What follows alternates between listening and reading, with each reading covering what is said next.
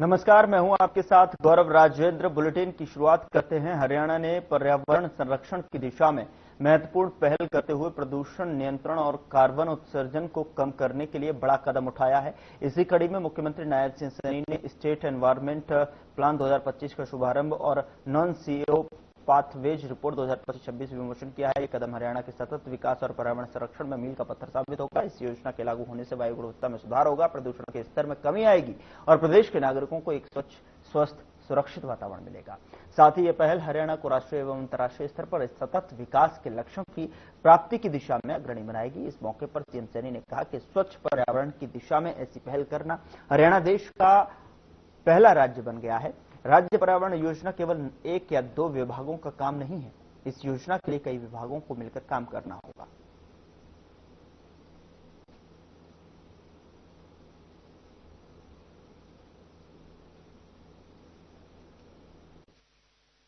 आज का ये दिन हमारे प्रदेश के लिए ये बहुत ही महत्वपूर्ण दिन है।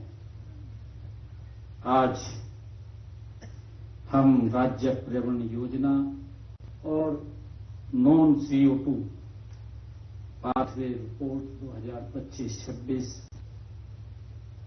का हमने शुभारंभ किया है। यह हरियाणा के सतत विकास और पर्यावरण संरक्षण में एक मील का पत्थर साबित होगा। यह योजना जो आज हमने लॉन्च किया है, हमारी आने वाली भावी पीढ़ियों के लिए स्वच्छ हवा, शुद्ध पानी और हरी भरी धरती के लिए एक मजबूत कदम है। मैं इसके लिए अधिकारियों को, NGOs को, जिन्होंने इसमें आकर के एक भूमिका निभाई है, मैं सभी को बहुत बहुत साधुवाद देता हूं, बधाई देता हूं। जैसा कि हम सब जानते भी हैं, हम सबको मालूम भी है कि धरती पर जीवन का अस्तित्व स्वच्छ पर्यावरण पर ही निर्भर है। हम सब मालूम है, यदि हवा, पानी और भूमि प्रदूषित होंगे तो न केवल हमारा स्वास्थ्य बिगड़ेगा, बल्कि कृषि उपयोग, कृषि उद्योग और अर्थव्यवस्था सब प्रभावित होंगे।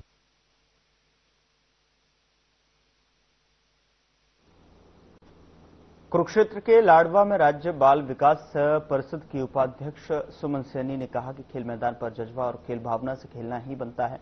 और बता दें कि महान खिलाड़ियों की मंजिल ओलंपिक में भारत के लिए पदक जीतना हो। उपाध्यक्ष सुमन सैनी ने मंगलवार को कोरडाक अकादमी में 58 राज्य स्तरीय जुड़ो प्रतियोगिता शुभारंभ किया और प्रदेश में तेजी जिला स्तर से 3 सर्वश्रेष्ठ अखाड़ों की दी जाएगी। उपाध्यक्ष सुमन सैनी ने कहा कि खिलाड़ी जब खेल मैदान में उतरे तो बस अपने खेल पर ध्यान दें। जीत और हार तो खेल का हिस्सा है।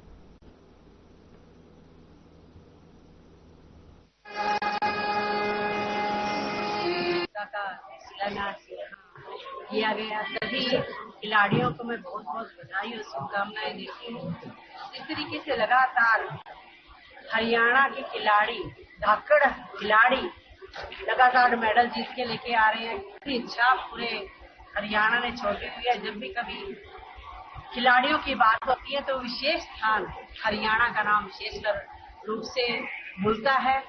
और सभी जो भी आज जूडो की यहाँ पर प्रतियोगिता की, उसके लिए सभी जितना भी इनका स्टाफ है उनको भी मैं बहुत बहुत शुभकामनाएं देती हूँ।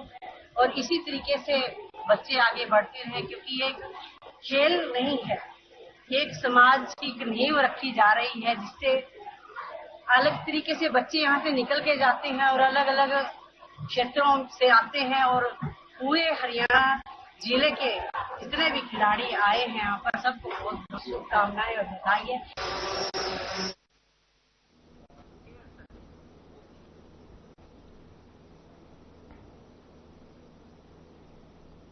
उधर हरियाणा ओलंपिक संघ के अध्यक्ष कप्तान जसविंदर मीनू बेनीवाल और प्रधान महासचिव और कैबिनेट मंत्री कृष्णलाल पंवार ने सीएम नायब सिंह सैनी से मुलाकात की। इस मुलाकात में हरियाणा ओलंपिक गेम्स की तैयारियों को लेकर चर्चा हुई।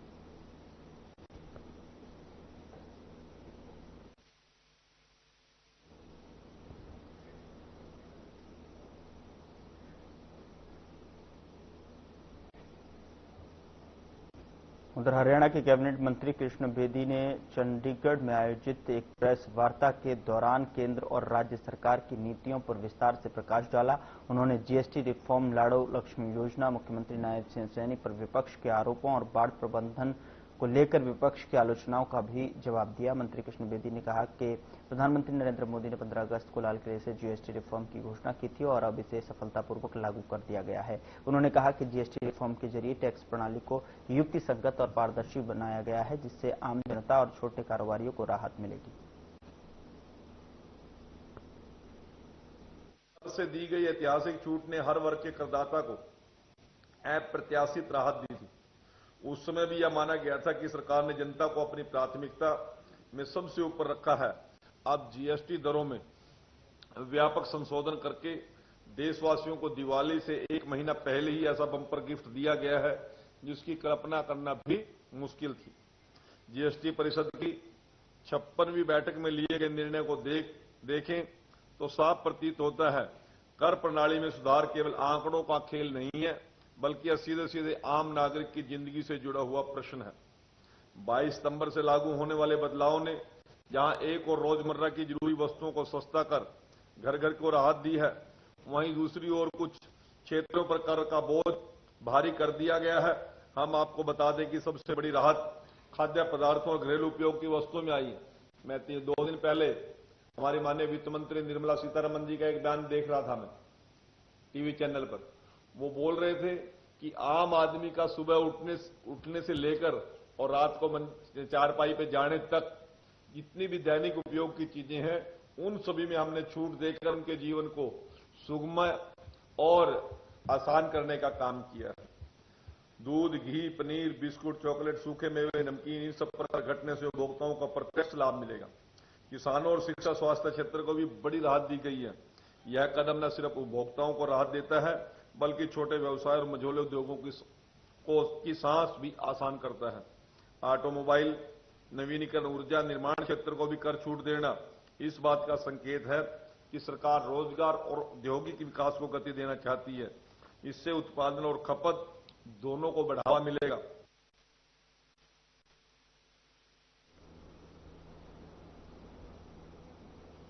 उधर स्वास्थ्य मंत्री आरती राव रेवाड़ी लघु सचिवालय सभागार में पहुंची, जहां उन्होंने जिला प्रशासन के साथ विभागीय गतिविधियों की समीक्षात्मक एजेंडे अनुरूप बैठक के दौरान चिकित्सा, बिजली, पानी, सड़कें और पानी निकासी जैसे जनहित से जुड़े मामलों पर चर्चा करते हुए आवश्यक दिशा निर्देश दिए। स्वास्थ्य मंत्री ने जिले में बढ़ते डेंगू और मलेरिया के प्रकोप के सवाल पर कहा कि इस संदर्भ में स्वास्थ्य विभाग को सभी जरूरी दवाइयां पहले ही उपलब्ध करवा दी गई हैं और फॉगिंग के लिए नगर परिषद को भी दिशा निर्देश दे दिए गए हैं।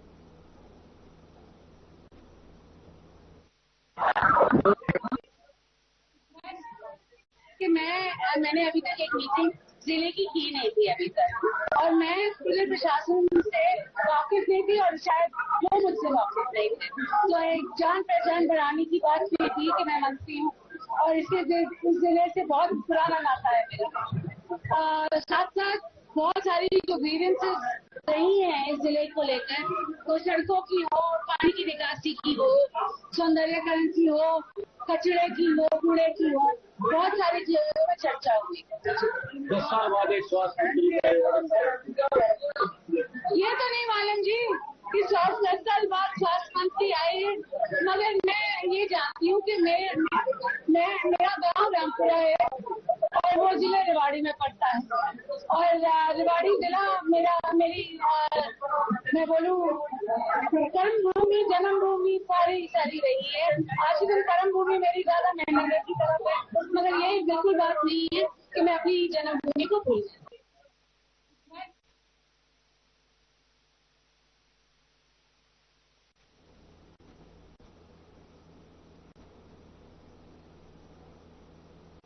यहां रुक रहे हैं एक छोटे से ब्रेक के लिए। ब्रेक के उस पार खबरों का सिलसिला लगातार जारी है।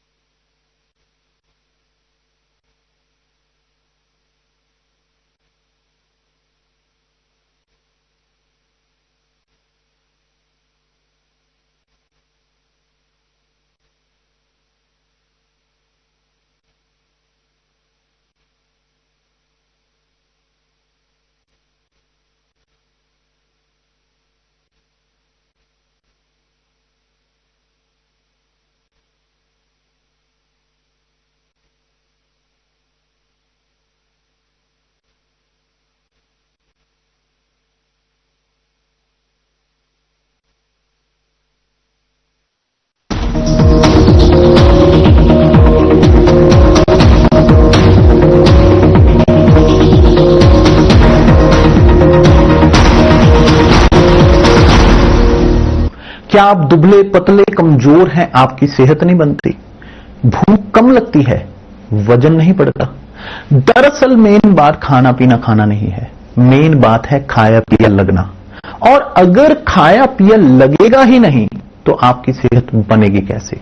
इसलिए हमारी संस्था सन्यासी आयुर्वेदा ने एक ऐसी दवा का निर्माण किया है जो कि आपके लिवर, आपके पाचन तंत्र को दुरुस्त करने का काम करती है, ताकि आप जो भी खाएं उसका पूरे का पूरा निचोड़ आपके शरीर को लगे, आपकी भूख बढ़े, खाया पिया सही से लगे, नया खून बने, हड्डियों में जान आए, वजन बढ़े और आप मोटे तगड़े खूबसूरत पर्सनैलिटी के मालिक बन जाए।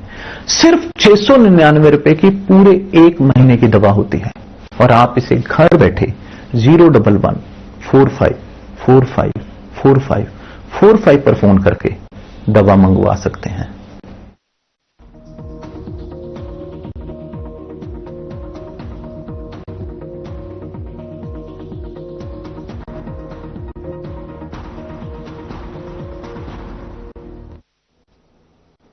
ब्रेक के बाद स्वागत है आपका। खबरों में आगे बढ़ते हैं। कैबिनेट मंत्री विपुल गोयल मानव रचना इंटरनेशनल यूनिवर्सिटी के संस्थापक डॉक्टर ओपी भल्ला की पुण्यतिथि कार्यक्रम में पहुंचे, जहां उन्होंने रक्तदान शिविर में सैकड़ों की संख्या में छात्र छात्राओं द्वारा रक्तदान करने पर उन्हें प्रोत्साहित किया। वहीं रक्तदान करने की महिमा पर भी जो है प्रकाश डाला। उन्होंने कहा कि 27 वर्ष पहले डॉक्टर ओपी भल्ला ने यूनिवर्सिटी की स्थापना की थी और प्रतिभावान गरीब बच्चों के लिए शिक्षा देने का काम किया। उन्होंने कहा कि आज उनकी माताजी की भी पुण्यतिथि है। उन्होंने कहा कि आज उनके बच्चों ने डॉक्टर ओपी भल्ला फाउंडेशन के तहत जहां रक्तदान शिविर लगाया, अन्नदान और अन्य सामाजिक कार्य करते हुए उन्हें सच्ची श्रद्धांजलि दी है।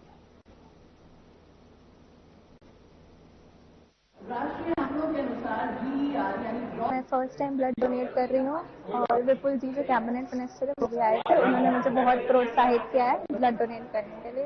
हाँ, थोड़ा सा डर लग रहा था बट तो मुझे बहुत अच्छा लग रहा है। मैं इसीलिए दे रही हूँ ब्लड ताकि लोगों की मदद हो जाए। तो डॉक्टर साहब का ना हमेशा एक विजन होता था कि जब भी कुछ काम करो तो समाज के लिए करो। तो आज उनकी रिमेम्बरेंस डे पे हमने एक ब्लड डोनेशन कैंप आयोजित किया है, जो पिछले लगभग 27 सालों से मानव रचना में हो रहा है, जब से मानव रचना बनी है।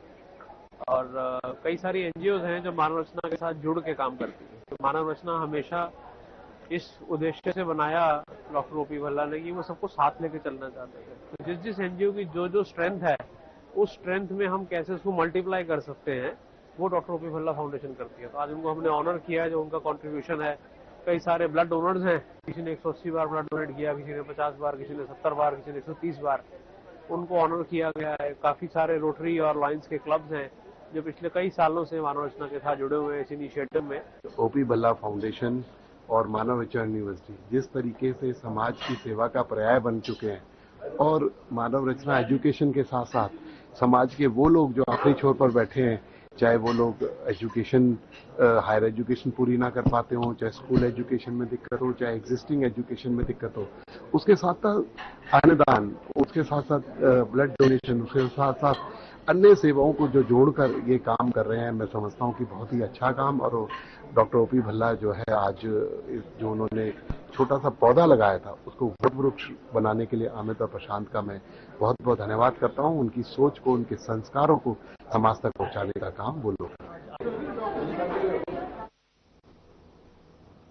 पूर्व कैबिनेट मंत्री कंवरपाल गुर्जर ने पूर्व मुख्यमंत्री भूपेंद्र सिंह हुड्डा के किसानों को प्रति एकड़ 60,000 रुपए मुआवजे की मांग पर पलटवार करते हुए कहा कि भूपेंद्र सिंह हुड्डा ने खुद कांग्रेस के समय किसानों को 10 से 20 रुपए मुआवजे के तौर पर दिए। कांग्रेस ने भी जो है यहाँ पर बीजेपी सरकार ने इसको बढ़ाकर 15,000 तक करने का काम किया है। खबरों में आगे बढ़ते हैं। बीजेपी प्रदेश प्रवक्ता विजेंद्र नेहरा का बड़ा बयान सामने आया है, जिसमें उन्होंने कहा कि मोदी सरकार में जीएसटी के माध्यम से कर वसूलने का समीकरण किया गया है और अब जीएसटी की दरें घटाकर अंतिम व्यक्ति तक लाभ पहुंचाने का बीजेपी सरकार कर रही है काम। और प्रधानमंत्री नरेंद्र मोदी ने देशवासियों को दीपावली के तोहफे में जीएसटी दर घटाकर दिया है। माननीय प्रधानमंत्री श्री नरेंद्र मोदी जी ने इस तरह से 15 अगस्त को जो लाल किले की प्राचीर से एक घोषणा की थी कि देश की जनता को जीएसटी के माध्यम से उसकी दरों में कटौती करके हम राहत देने का काम करेंगे।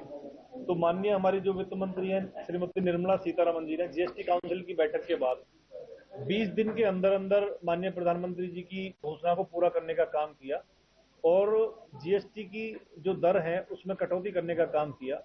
अब अधिकांश जो हमारे 80 से 85% जो हमारे आइटम है वो 5% और 18% के स्लैब में आएंगे। 12% और 28% का जो स्लैब है उसको खत्म करने का काम किया है और 40% के स्लैब में गुटखा, पान, तंबाकू, बीड़ी, सिगरेट, इस तरह की चीजों को मुश्किल से 8-10 आइटम ऐसे हैं जिनको 40% स्लैब में जो विशेष स्लैब बना के रखा गया है। नहीं तो सारी चीजें, अधिकांश जो आम जनता की जरूरत की चीजें हैं उनको 5% के नीचे के स्लैब में हम लेके आए हैं, तो उससे आम जनता को राहत मिलेगी। इसी दृष्टिकोण से, क्योंकि ये 22 सितंबर से पहले नवरात्रे से ये लागू हो जाएगा और माननीय प्रधानमंत्री जी ने दीपावली से पहले दीपावली का तोहफा देशवासियों को दिया है, तो हमारे आदरणीय प्रदेश अध्यक्ष श्री मोहनलाल बड़ोली जी और हमारे माननीय संगठन मंत्री श्री फणेंद्र नाथ शर्मा जी ने भारतीय जनता पार्टी के प्रदेश नेतृत्व में पूरे हरियाणा प्रदेश के सभी जिलों में एक साथ आज सभी प्रवक्ताओं को प्रेस कॉन्फ्रेंस करने का ये निर्देश दिया, सबकी ड्यूटियां लगाई।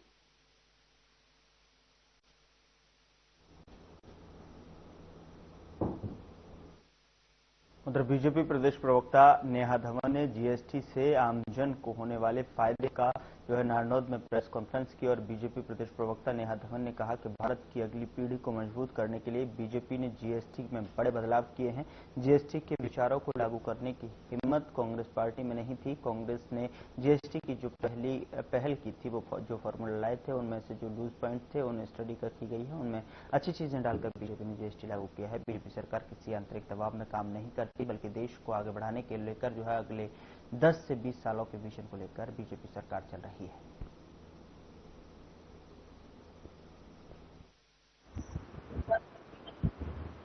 यानी प्रधानमंत्री नरेंद्र मोदी जी ने 15 अगस्त को लाल किले की प्राचीर से ये घोषणा की कि आने वाले समय में जो जीएसटी कर है, जो जीएसटी टैक्स है, उसमें बहुत अच्छे बदलाव, सुधार किए जाएंगे। आई है इस टैक्स में जो कमी होगी, कीमतों में जो कमी होगी, उससे जो उस उपभोक्ता है, जो उस प्रोडक्ट को इस्तेमाल करने वाले हैं, उनको तो फायदा होगा ही होगा, क्योंकि आपको और हमें वो कीमत कम में वो प्रोडक्ट इस्तेमाल के लिए मिल जाएगा।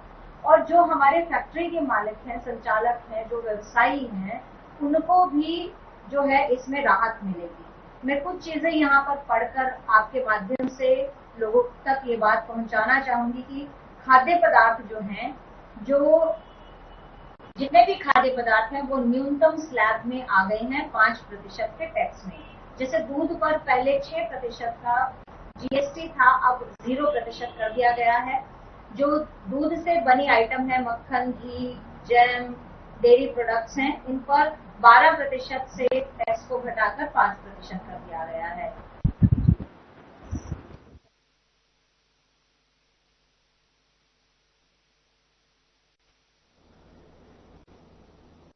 पूर्व विधायक पवन सैनी को हरियाणा बीजेपी ओबीसी मोर्चा का अध्यक्ष बनाया गया है। साल 2014 में लाडवा हल्के से विधायक बने थे। संगठन में प्रदेश महामंत्री के पद पर भी 3 साल पवन सैनी रह चुके हैं।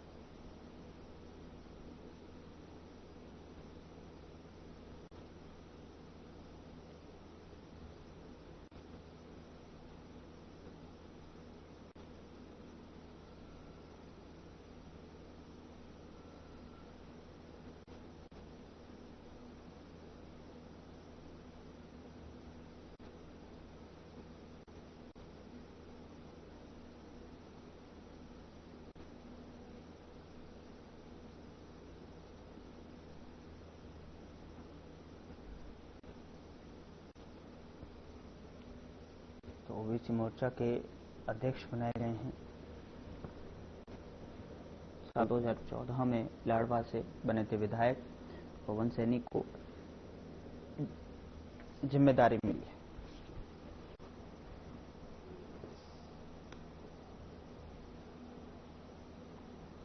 फिलहाल बुलेटिन में इतना ही। नमस्कार।